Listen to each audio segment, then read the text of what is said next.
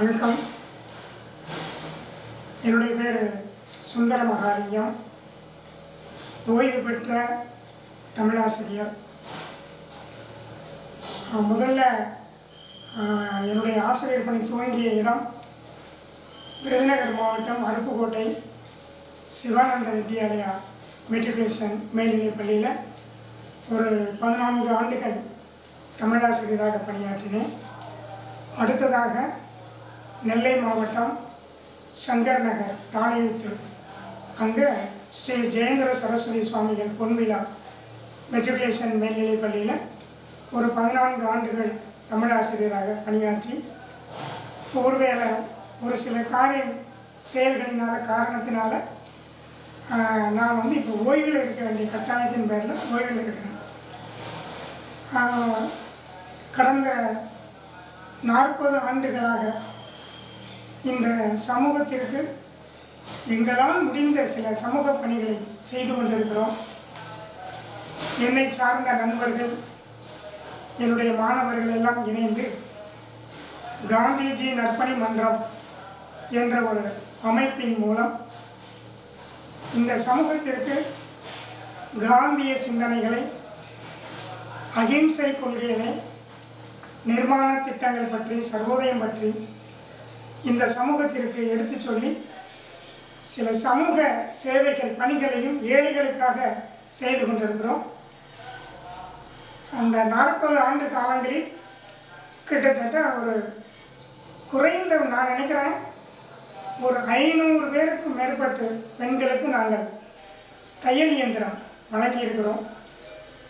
அதாவது கணவனை இழந்த பெண்கள், கணவனால் கைவிடப்பட்ட பெண்கள், அல்லது சின்ன வயசுலேயே தாய் தந்தையை இழந்த பெண்கள், இந்த மாதிரி இருக்கிறவங்களுக்கு பல பெரியவர்களை கண்டு அவர்களிடத்தில் அனுமதி வாங்கி அவர்களுடைய உதவியின் பேரில் அவங்களுக்கு இந்த இயந்திரங்கள் கொடுத்து கொண்டிருக்கிறோம். இதை அடுத்து தாய் தகப்பே இல்லாத குழந்தைங்களுக்கு எங்களால் முடிந்த அளவிற்கு இலவச உடைகள், பெண்ணாக இருந்தால் சுடிதார், ஆணாக இருந்தால் சட்டைகள், முதியவர்களுக்கு வேட்டி சட்டை, அந்த மாதிரி பொருள்கள் கொடுப்பது. இதற்கு அடுத்து ஆண்டுதோறும் ஒவ்வொரு விழாக்களிலும் நாங்கள் முதியோர் இல்லங்களுக்கு வேண்டிய பொருள்கள், அது அரிசியாக இருக்கலாம், பலசரக்காக இருக்கலாம், பாத்திரங்களாக இருக்கலாம், அது நாம் கொடுத்து கொண்டு இருக்கிறோம். இதை எவ்வளவு நாளாக செய்கிறோம் அப்படின்னா, கடந்த 40 ஆண்டு காலமாக அக்டோபர் 2 காந்தி ஜெயந்தி விழா அன்றைக்கு செய்கிறோம். கடைசி ஒரு 12 ஆண்டுகள் காந்திஜி நினைவு நாள் அன்றைக்கும் செய்கிறோம். இப்போ கடைசி ஒரு 6 ஆண்டுகள் பாரதத்தினுடைய சுதந்திர தினத்தன்றும் செய்கிறோம். ஆக ஆண்டிற்கு 3 தினங்கள் அரசு விழாக்களில் எங்களால் முடிந்த அளவிற்கு ஏழைகளுக்கான இந்த நல்ல பணிகளை செய்து கொண்டிருக்கிறோம். எங்களுடைய நோக்கம் என்ன என்று சொன்னால், வரக்கூடிய இளைஞர்கள் மத்தியிலே, மக்கள் மத்தியிலே மற்றவர்களுக்கு உதவ வேண்டும்ங்கிற எண்ணத்தை மேலோங்க செய்ய வேண்டும்ங்கிறது தான் எங்கள் காந்திஜி நற்பணி மன்றத்தினுடைய நோக்கம், சிந்தனை. பிறருக்கு உதவி செய்வதை விட பிறருக்கு உதவி செய்ய வேண்டும் என்கிற எண்ணத்தை விதைக்க வேண்டும்ங்கிறதா எங்களுடைய நோக்கம். நான் அடிக்கடி எங்களுடைய நண்பர்களிடத்தில் சொல்லுவது வழக்கம். என்ன என்று சொன்னால், ஒரு தனி மனிதன் 10 பேருக்கு தையல் இயந்திரம் கொடுப்பதை விட, 10 பேருக்கு தையல் இயந்திரம் கொடுப்பதை விட 10 பேர் சேர்ந்து ஒருத்தருக்கு தையல் இயந்திரம் கொடுப்பது உயர்ந்தது என்று சொல்லுவேன். ஏனென்று சொன்னால், இங்கு பிறருக்கு உதவ வேண்டும்ங்கிற எண்ணம் 10 பேரிடத்தில் இருக்கிறது. காந்திஜி நற்பணி மன்றத்தினுடைய நோக்கம் அதுவே. நாம் பிறருக்கு உதவி செய்யணுங்கிற எண்ணத்தை மக்கள் மத்தியில் உருவாக்க வேண்டும்ங்கிறது தான் எங்களுடைய தலையாய நோக்கம். சரி, இந்த காந்திய சிந்தனை, இந்த அறக்கருத்துக்கள், அறநெறி சிந்தனைகள், இப்போ நம்ம தமிழ் இலக்கியங்கள் இருக்கக்கூடிய அறக்கருத்துக்களை, உயர்ந்த கருத்துக்களை இந்த மக்களுக்கு கொண்டு போய் சேர்க்கிறது யார்? யார் கொண்டு போய் இந்த செய்திகள் கொண்டு போய் மாணவர்கள் மத்தியில் விதைக்கிறார்கள் என்று சொன்னால் முதலிடத்தில் இருப்பவர்கள் ஆசிரியர்கள். ஒரு ஆசிரியர்கள் நினைத்தால் ஒரு நாடு எத்தனை வீழ்ச்சி அடைந்தாலும் ஒரு ஆசிரியர் நினைத்தால் அந்த நாட்டை மீண்டும் பழைய நிலைக்கு கொண்டு வருவதற்கான தகுதி அந்த ஆசிரியரிடம் இருக்கிறது என்பது என்னுடைய ஆழமான நம்பிக்கை. டாக்டர் ராமகிருஷ்ணன் அதை தான் சொன்னார். நம்மளுடைய ஒவ்வொரு அசைவிலும் இந்த சமூகம் நிர்ணயிக்கப்படுகிறது என்று சொன்னார். அந்த அளவிற்கு ஆசிரியர்களால் தான் மாணவர்களையும் இந்த சமூகத்தையும் உயர்ந்த நிலைக்கு கொண்டு வர முடியுங்கிறது என்னுடைய ஆழமான நம்பிக்கை. அது மாத்திரமல்ல, இந்த உலகமே அதை ஏற்றுக்கொள்கிறது. இந்த சமூகத்தினுடைய ஆணிவேர் ஆசிரியர், இந்த சமுதாயத்தினுடைய சிற்பி ஆசிரியர். ஆக அப்படிப்பட்ட ஆசிரியர்களுக்கு நாம் தகுந்த அங்கீகாரமும் மதிப்பும் மரியாதையும் நாம் கொடுக்கிறோமா? கொடுக்கிறோம். கொடுக்காமல் இல்லை, கொடுக்கிறோம். தேசிய அளவிலே தேசிய நல்லாசிரியர் விருது வழங்கப்படுகிறது. மாநில அளவிலே நல்லாசிரியர் விருது வழங்கப்படுகிறது. நினைத்து பெருமைப்படுகிறேன், மகிழ்ச்சி அடைகிறேன். ஆசிரியர்களுக்கு அருமையான ஊக்கம். அதே நேரத்தில் என்னுடைய சிந்தனை என்ன என்று சொன்னால், ஒரு ஆசிரியர் நல்லாசிரியர் விருது பெறுகிறார் அல்லது தேசிய நல்லாசிரியர் விருது பெறுகிறார். அவர் பெற்ற 7 தினங்கள் அல்லது 3 தினங்கள் அல்லது 10 நாட்கள் அவரை பற்றிய அந்த சுவரொட்டிகள், அந்த வாழ்த்து அட்டைகள், நாளிதழ்களில் வாழ்த்துக்கள் வருகிறது. அதோடு அவர்களுக்கும் இந்த சமூகத்துக்கும் எந்த தொடர்பும் இல்லை. அவர்கள் தன்னுடைய உழைப்பிலே, தன்னுடைய அர்ப்பணிப்பிலே அவ்வளவு பெரிய நல்லாசிரியர் விருது, தேசிய விருது பெற்று அந்த ஒரு வாரத்தில் அந்த செய்தி நிறைவடைந்து விடுகிறது. அப்போது அவர்களுடைய பணிக்கான அங்கீகாரம் என்ன? என்ன அங்கீகாரம்? மற்றவர்களுக்கும் அவர்களுக்கும் என்ன வேறுபாடு இருக்கிறது என்று சிந்திக்கின்ற பொழுது சற்று எனக்கு வருத்தமாக இருக்கிறது. அப்போ இதுக்கு வடிகால் என்ன? அப்போ என்ன செய்யணும்னு நான் விரும்புகிறேன் அப்படிங்கிறத உங்களிடத்தில் நான் முன்வைக்கிறேன்.